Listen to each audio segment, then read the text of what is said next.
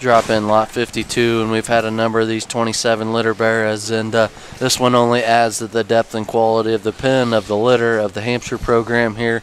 You betcha Blacklist would be his pedigree. Yeah, and a couple more 27s here, Kyle, and this one's got some extra extension, and really big rear-legged pig right here.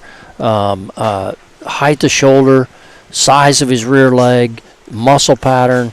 This is another really outstanding Hampshire Barra.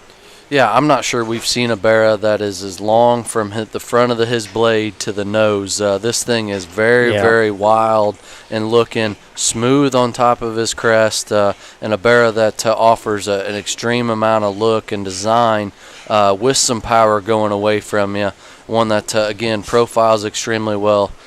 Just kind of a show Barra, a dark pigmented Barra that looks like you've been brushing on quite a bit here, Steve. Yeah, this is a good pig, real good pig here.